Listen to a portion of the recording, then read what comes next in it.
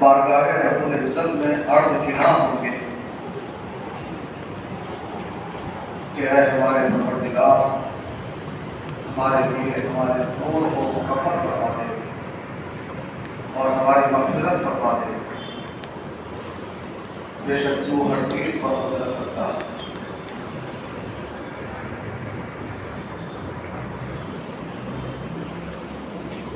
حاضرین محترم، اس ارشاد ربانی کی تلاوت سے میں نے اپنے آپ کو مشرف کیا، اس کا ایک آسان سا ترجمہ آپ نے سماعت فرما دیا۔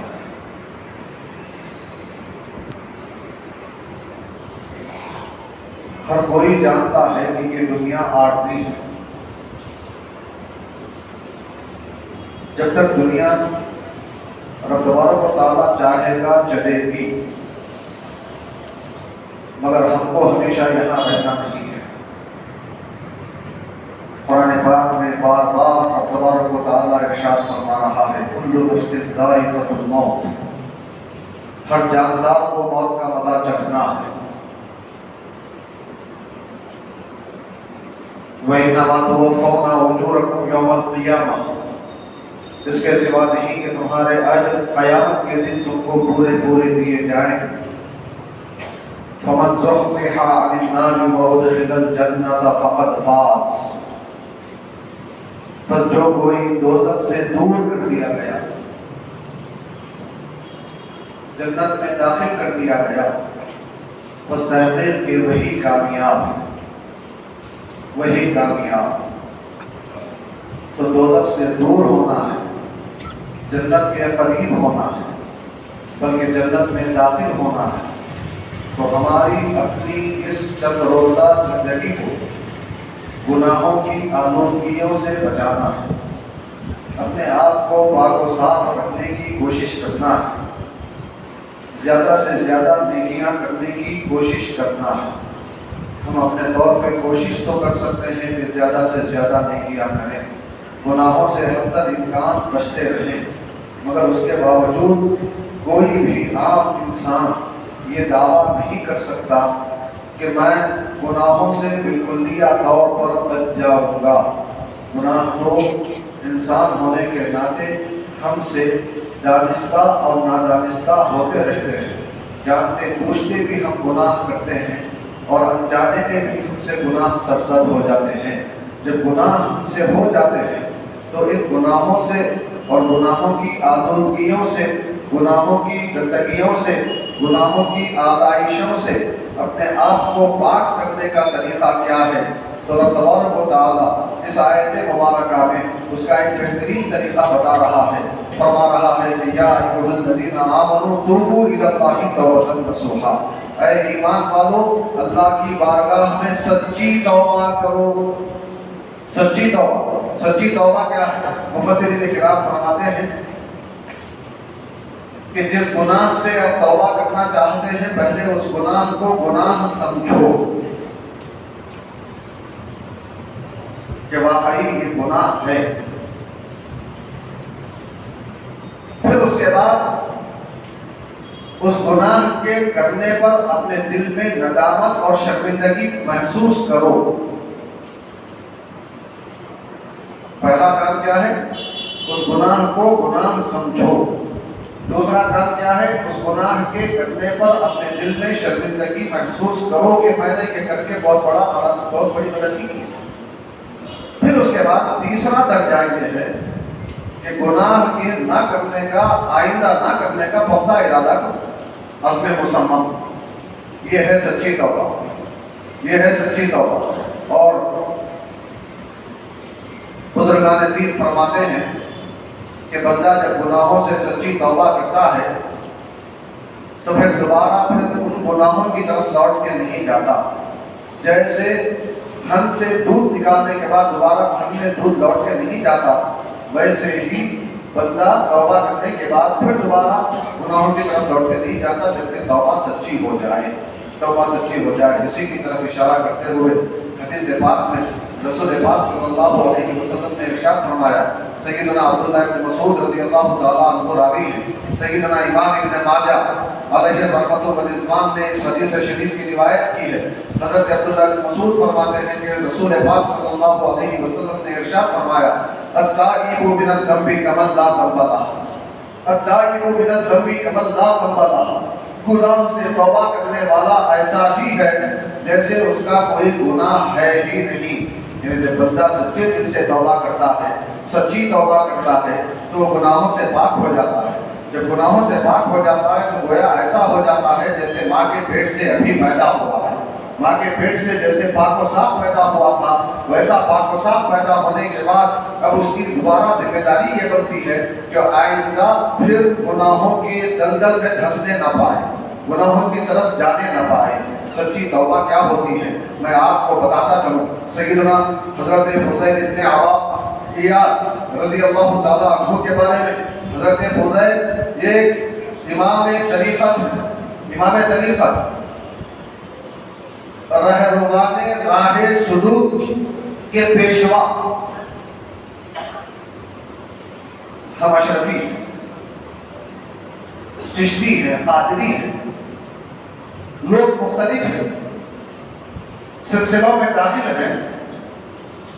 یہ جو سلسلے ہیں تقریباً سلسلے کے اوپر کے بزرگوں میں حضرت فضیل کا نام آتا ہے۔ خلوت الاولیاء،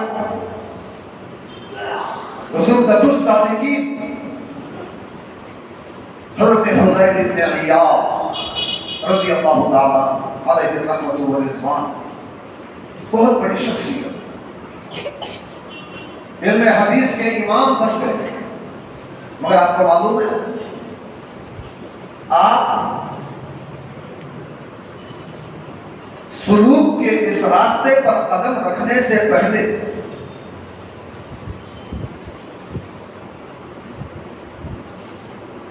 ڈاکوؤں کے سردار، چوروں کے سردار، آپ ڈاکہ زنی کرتے تھے،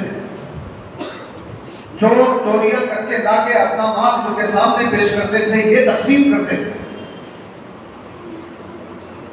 ابتدائی زندگی میں پلٹنے کا وقت آیا، زندگی میں انقلاب کا موقع آ گیا، رات کا وقت ہے، ایک مکان پر رسی ڈال کر آپ اوپر چڑھ رہے ہیں ڈاکہ ڈالنے کے لیے۔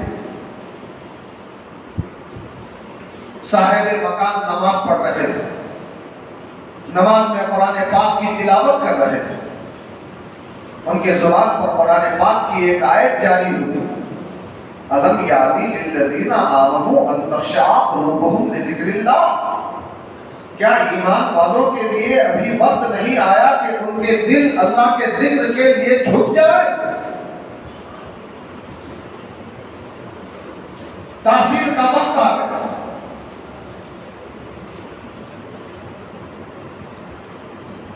آیت تو آپ نے بار بار پڑھی تھی، سنی تھی، اثر واقع نہیں ہوا۔ آپ جب اس چوری کے دوران میں آپ نے یہ آیت ایک گھر والے سے سنی تو ایسی کایا پلٹ ہوئی کہ آنکھوں سے آنسو جاری ہو گئے۔ سوچنے لگے کہ اللہ تبارک و تعالیٰ مجھے سے مخاطب، مجھے کو پکار رہا کہ اے ایمان والے، کیا تیرا ابھی وقت نہیں آیا کہ تو ادھر سے ادھر تک دے، کایا پلٹ ہو جائے، زندگی میں انقلاب آ جائے؟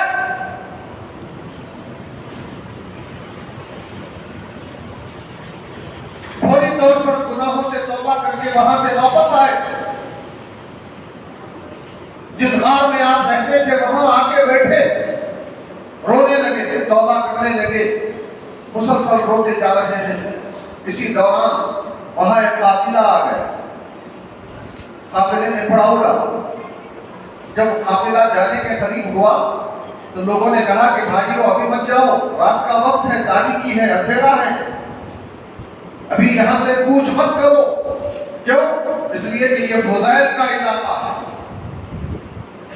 فضیل کا علاقہ ہے، اگر یہاں سے تم آگے بڑھو گے تو فضیل تم پر ڈاکہ ڈالے گا، تمہارا پورا مال و اسباب چھین لے گا۔ یہ سننا تھا کہ آپ کے دریا بازاری میں اور اضافہ ہو گیا۔ سوچنے لگے میں کتنا بدبخت ہو گیا تھا کہ لوگ میرا نام لے کر ڈر رہے ہیں، ایمان والے میرے نام سے خوف کھا رہے ہیں۔ میں کتنا بدبخت ہو گیا تھا۔ اللہ کی بارگاہ میں روتے رہے، توبہ کرتے رہے۔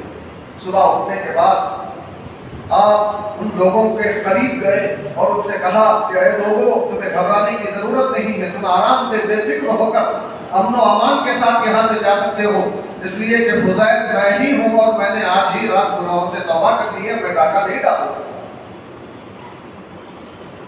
پھر اس کے بعد آپ نے جن جن لوگوں کو تکلیف پہنچائی تھی سب سے معافیاں مانگی،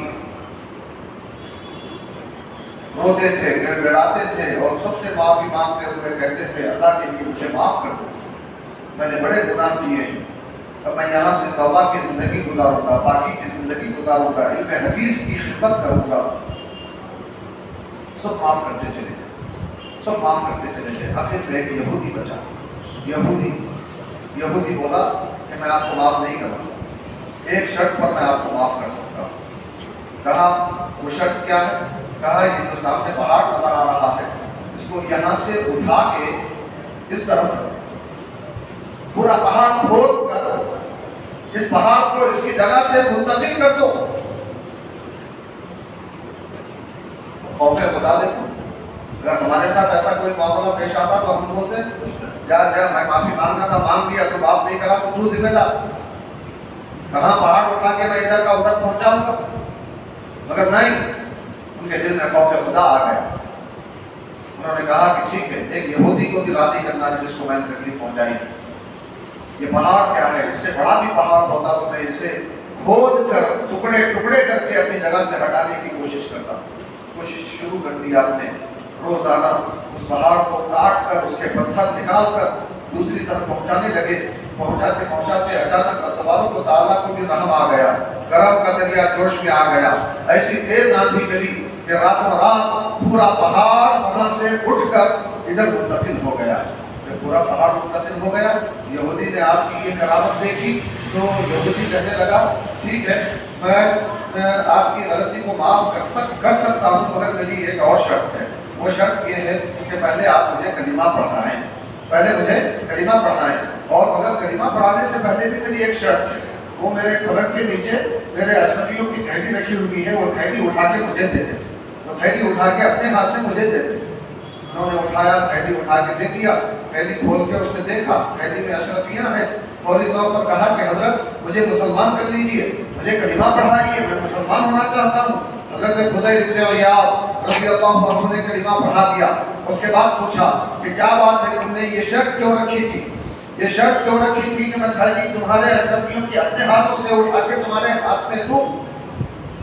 تو وہ یہودی جو مسلمان ہو چکا کہنے لگا میں نے تورات میں پڑھا تھا کہ اگر کوئی آدمی سچے دل سے توبہ کرتا ہے، اگر وہ مٹی بھی پکڑتا ہے تو سونا بن جاتا ہے۔ سچے دل سے توبہ کی نشانی یہ ہے کہ وہ مٹی پکڑتا ہے، سونا بن جاتی ہے۔ اب آپ کہہ رہے ہیں کہ میں نے گناہوں سے توبہ کر لی، میں تمہاری توبہ کو آزمانا چاہتا تھا کہ تم نے سچی توبہ کی یا جھوٹ کہہ رہے۔ یقین جانو جو تھیلی تم نے مجھے اٹھا کے دی جس میں اشرفیاں میں نے دیکھی، حقیقت میں اس تھیلی میں مٹی بھری ہوئی تھی۔ میں نے آپ کے ہاتھ سے وہ تھیلی لینے کی شرط اسی لیے رکھی کہ آپ سچے دل سے توبہ کر کے آئے ہیں، یہ مٹی کی تھیلی اٹھا کے مجھے دیں گے تو یہ اشرفیاں بن جائیں گی، سونا بن جائے گا۔ واقعی میں نے یہ دیکھا، اس لیے کلمہ پڑھ کر مسلمان ہو گیا۔ اب سوچیں کیسے تبدیلی آ گئی توبہ اور سچی توبہ کے سبب۔ سچی توبہ بندہ جب کر لیتا ہے اپنے گناہوں سے، زندگی میں ایک انقلاب آ جاتا ہے، خلق خدا اس کی گرویدہ ہو جاتی ہے، رب تبارک و تعالیٰ اس کی محبت کو لوگوں کے دلوں میں ڈال دیتا ہے، رب کا کرم بے پایا ہے۔ چلیے نیچے سے ذرا اوپر چلیں. قبیلہ جہینہ کی ایک خاتون، ایک عورت، امام مسلم کی روایت، بارگاہ رسالت میں حاضر ہوئی، آ کے بولی یا رسول اللہ مجھ سے ایسا گناہ ہو گیا ہے جس پر حد جاری ہوتی ہے، زنا جیسا بدترین گناہ میں نے کر دیا،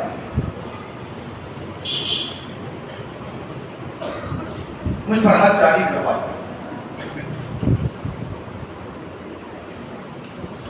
رسول پاک صلی اللہ علیہ وسلم نے پوچھا کیا تم حمل سے ہو؟ انہوں نے کہا کہ ہاں میں حمل سے ہوں. تو رسول اللہ صلی اللہ علیہ وسلم نے اس عورت کے بدی اور سرپرست کو بلایا اور کہا کہ اس عورت کو لے جاؤ، اس کے ساتھ اچھا سلوک کرو، اسے تکلیف نہ پہنچاؤ، اپنے پاس رکھو، جب اس کی ڈیلیوری ہو جائے گی، ولادت ہو جائے گی بچے کی، تب آؤ.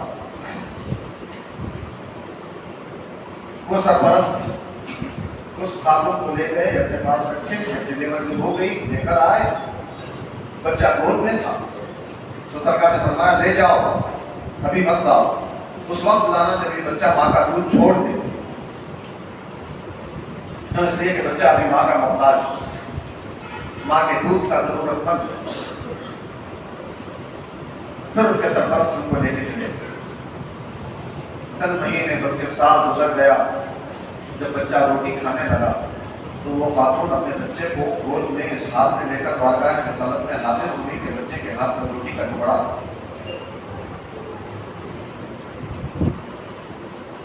اور آ کے پھر عرض گزار ہوئی کہ یا رسول اللہ مجھ پر حد جاری کروائی.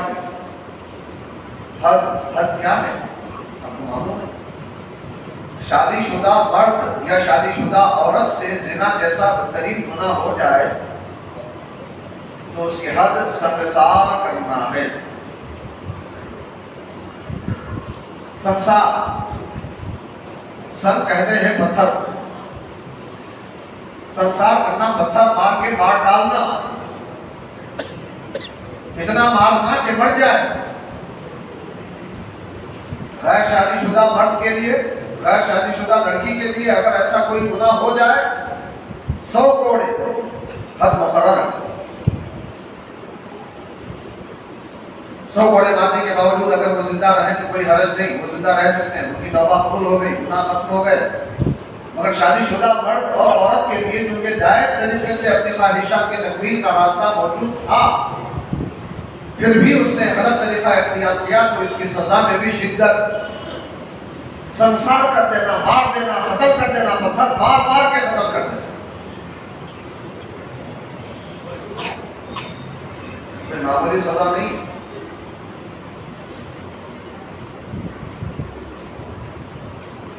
مگر خوف خدا ہے.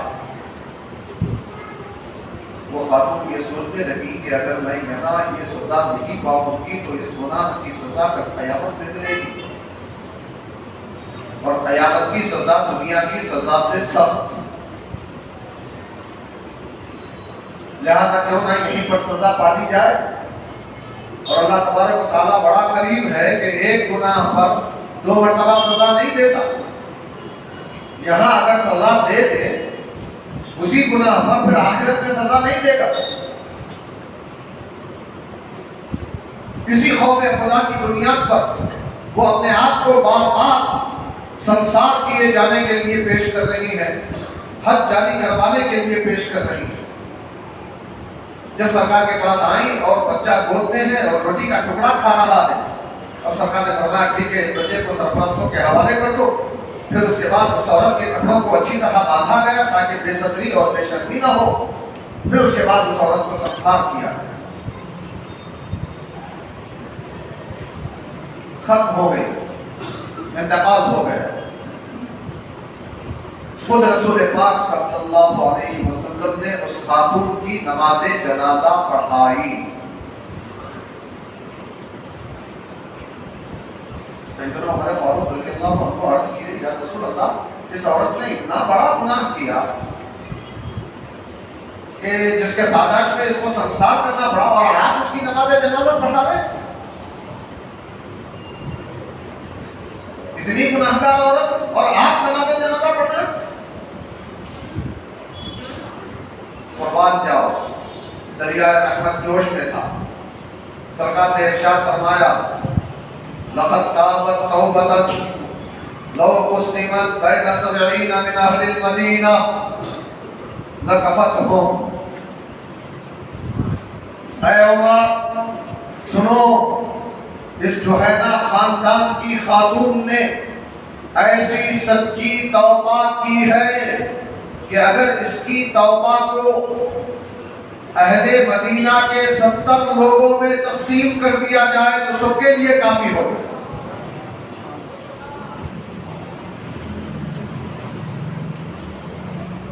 اور آئے عمر، کیا تم دیکھ نہیں رہے ہو کہ اس نے کتنی سچی توبہ کی ہے؟ اپنی جان کا نذرانہ خدا کی بارگاہ میں پیش کر دیا۔ اس سے بڑی توبہ اور کیا ہو سکتی؟ اپنے آپ کو سنسار کرنے کے لیے پیش کرنا صرف توبہ کے لیے ہی تو تھا۔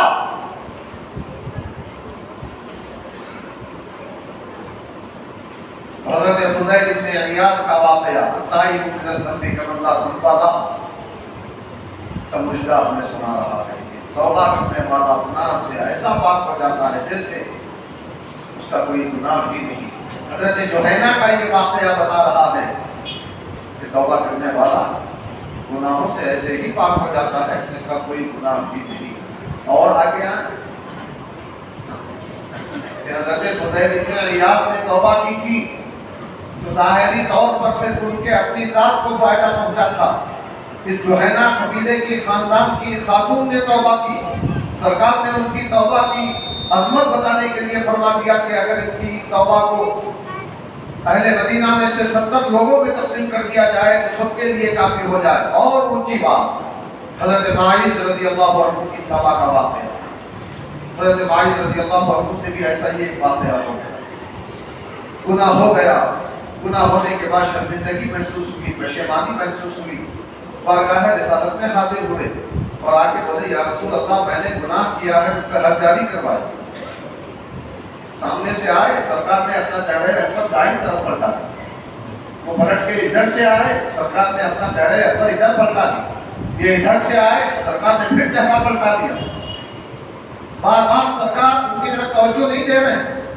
جب بار بار آ کے یہ سامنے کہنے لگے تو سرکار نے فرمایا کہ اے معاذ جاؤ توبہ کر لو، معاملہ ختم۔ مگر یہ نہیں مان رہے ہیں، بار بار گزارش کر رہے ہیں، سرکار بار بار کہہ رہے ہیں جاؤ توبہ کرو، اپنے گناہ سے معاف ہو جائے گا۔ یہ تھوڑی دور گئے، پھر پلٹ کے آئے، بولے یا رسول اللہ نہیں، مجھ سے بہت بڑا گناہ ہو گیا ہے، حد جاری کروا دیجیے، حد جاری کروا دیجیے۔ سرکار نے پوچھا کہیں یہ مجنون تو نہیں ہے، پاگل تو نہیں ہے جو ایسی بات کہہ رہا ہے؟ صحابہ نے کہا نہیں، یہ عقل مند ہے، پاگل نہیں ہے۔ سرکار نے پوچھا کہیں یہ پیے ہوئے تو نہیں ہے؟ صحابہ نے ان کے منہ کو سونگھا اور کہا کہ یا رسول اللہ شراب کی بدبو بھی ان کے منہ سے نہیں آ رہی ہے، جو کچھ کہہ رہے ہیں ہوش و حواس میں کہہ رہے ہیں۔ جب بار بار ہر طرح سے حضرت معاذ کے گناہ کا ثبوت مل گیا ان کے اقرار کے طور پر، اب ان کے لیے یہی سنگسار کرنے کی حد جاری کی گئی۔ سرکار جو فرما رہے تھے یہ شان رحمت للعالمین تھی۔ سرکار کے فرمان کی بنیاد پر حضرت معاذ جا کے توبہ کر لیتے تو ان کا وہ گناہ ان کے خاص ان کے حق میں معاف ہو جاتا۔ یہ حکم سب کے لیے عام تو نہ ہوتا بلکہ ان کے لیے خاص یہ حکم ہو جاتا، سرکار کا یہ ارشاد۔ مگر اس کے باوجود حضرت معاذ خوف خداوندی کے پیش نظر بار بار اپنے آپ کو توبہ کے لیے سزا پانے کے لیے پیش کرتے چلے گئے۔ بالآخر ہوا کیا؟ حضرت معاذ رضی اللہ تعالیٰ عنہ کو سنسار کیا گیا، آپ بھی ختم ہو گئے، آپ کی بھی نماز جنازہ پڑھ کے آپ کو دفنایا گیا۔ سرکار واپس آ رہے ہیں، دو شخص کھڑے ہوئے ہیں اور حضرت معاذ کی برائی بیان کر رہے تھے اور کہہ رہے تھے کہ کیسا بڑا گناہ انہوں نے کیا، اور گناہ کر کے حالانکہ سرکار ان کو جانے کے لیے کہہ رہے تھے، توبہ کرنے کے لیے کہہ رہے تھے، مگر انہوں نے اپنے آپ کو سنسار کرنے کے لیے پیش کر کے اپنے آپ کو رسوا اور شرمندہ کر لیا۔ یہ لوگ کہہ رہے تھے، رسول پاک صلی اللہ علیہ وسلم کے مبارک کانوں نے ان کی یہ گفتگو سنی، سرکار آگے بڑھ گئے، سرکار آگے بڑھ گئے۔ پیچھے پیچھے صحابہ آ رہے ہیں، آگے ایک گدھا مرا ہوا پڑا تھا، وہ بھول گیا تھا، اس کے پیر بھولنے کی وجہ سے اوپر اڑ گئے تھے۔ جو دیکھنے کے بعد سرکار نے پوچھا وہ دونوں کہاں ہیں جو ابھی مائش کے بارے میں گفتگو کر رہے تھے؟ تو دو صحابہ آگے آئے اور بولے یا رسول اللہ ہم ہی مائش کے بارے میں تبصرہ کر رہے تھے۔ تو سرکار نے فرمایا دیکھو یہ گدھا مرا ہوا ہے، اس کا گوشت کاٹ کے کھاؤ، اس کا گوشت کاٹ کے کھاؤ۔ وہ لوگ عرض کرنے لگے یا رسول اللہ گدھے کا گوشت، وہ بھی مردار گدھے کا گوشت ہم کیسے کھا سکتے ہیں؟ تو سرکار نے فرمایا کہ تم ابھی حضرت مائش کے بارے میں بھی تو ان کا حرام گوشت کھا رہے تھے، ان کی غیبت کر رہے تھے۔ ان کی غیبت کرنا ان کا مردار گوشت کھانے کے برابر ہے۔ جب تم وہاں غیبت کرنے کے لیے کوئی تمہارے دل میں شرمندگی کا احساس نہیں تھا، تو یہاں اس گوشت کے کھانے کے لیے تمہارے لیے شرمندگی کا کیا احساس ہے؟ کیوں تم اس سے رو رہے ہو؟ سنو، مائز نے لقد تابا توبۃ لو قسمت علی امتی لوسعتهم والذی نفسی بیدہ انہ الآن لفی جنت لفی انہار الجنہ ینغمس فیہا۔ سرکار فرماتے ہیں اے لوگوں سنو، مائز نے ایسی سچی توبہ کی ہے کہ اگر ان کی توبہ کو وہاں جوہینا قبیلے کی خاتون کے بارے میں فرمایا تھا، ایسی سچی توبہ کی کہ 70 مدینے کے لوگوں میں تقسیم کر دی جائے تو کافی ہو جائے، مگر یہاں حضرت مائز کی توبہ کے بارے میں سرکار فرماتے دریائے رحمت جوش میں فرماتے اگر ان کی توبہ کو پوری ایک امت پر بھی تقسیم کر دیا جائے تو سب کے لیے کافی ہو۔ پھر اس کے بعد سرکار نے فرمایا قسم اس ذات کی جس کے قبضہ قدرت میں میری جان ہے، اللہ کی قسم، مائز اس وقت جنت کی نہروں میں ڈبکیاں لگا رہا ہے۔ یہ ہے سچی توبہ۔ سچی توبہ، گناہ تو ہم سب سے ہوتے رہتے ہیں، ہم سب پر لازم ہے کہ اپنے گناہوں پر غور کرتے رہیں، اپنے گناہوں پر توبہ کرتے رہیں۔ کیوں؟ اس لیے کہ اللہ فرما رہا ہے یا ایھا الذین آمنوا توبوا الی اللہ توبۃ نصوحا، اے ایمان والو اللہ کی بارگاہ میں سچی توبہ کرو۔ سچی توبہ کرو گے تو کیا ہوگا؟ عسیٰ ربکم ان یکفر عنکم سیئاتکم، قریب ہے کہ تمہیں تمہارا رب تمہارے گناہوں کو مٹا دے، وَيُدْخِلَکم جنات تجری من تحتہا الانہار، اور تمہیں داخل فرما دے گا ایسی جنتوں میں جس کے نیچے سے نہریں بہتی ہیں۔ کب داخل کرے گا؟ فرمایا یوم لا یخزی اللہ النبی والذین آمنوا معہ، اس دن، قیامت کے دن، جس دن کے اللہ تبارک و تعالیٰ نہ نبی پاک کو رسوا کرے گا نہ ان کے ساتھ ایمان لانے والوں کو رسوا کرے گا۔ یسعیٰ نورہم بین ایدیہم وبایمانہم، ان کا نور ان کے آگے اور ان کے داہنی جانب چل رہا ہوگا۔ یقولون، وہ اپنی دعاؤں میں کہہ رہے ہوں گے ربنا اتمم لنا نورنا واغفر لنا، اے ہمارے پروردگار ہمارے لیے ہمارے نور کو مکمل فرما دے اور ہماری مغفرت فرما دے، انک علی کل شیء قدیر، بے شک تو ہی ہر چیز پر قدرت رکھتا ہے۔ اللہ تبارک و تعالی ہمیں اپنے گناہوں سے توبہ کرنے کی توفیق عطا فرمائے، سچی توبہ کرنے کی توفیق عطا فرمائے۔ الہ العالمین ہمیں آگے کی زندگی میں گناہوں سے بچنے کی قوت عطا فرمائے، نیکیاں کرنے کی توفیق عطا فرمائے۔ الہ العالمین ہم سب کو عزت کی، عفت کی، سلامتی کی، اسلام کی، امن و امان کی، عافیت کی زندگی عطا فرما۔ الہ العالمین جو حالات خصوصاً ہندوستان میں چل رہے ہیں، جہاں اسلام کے خلاف احکام جاری کیے جا رہے ہیں، الہ العالمین اس کی روشنی میں ہم تیری بارگاہ میں دست بردعا ہیں کہ الہ العالمین اسلام کی حفاظت فرما، مسلمانوں کی حفاظت فرما، احکام اسلام کی حفاظت فرما۔ الہ العالمین پوری دنیا میں اسلام کو بڑھاوا عطا فرما۔ الہ العالمین مسلمانوں کی ہر جگہ مدد فرما۔ الہ العالمین ہم سبوں کو عزت کی زندگی اور ایمان کی موت نصیب فرما۔ میدان محشر میں سرکار کی شفاعت ہمارا مقدر فرما۔ وصلی اللہ وسلم علی خیر خلقہ ونور عرشہ سیدنا محمد وآلہ وصحبہ اجمعین والحمد للہ رب العالمین۔ صفحہ درست فرما دے، سنتیں ادا فرما۔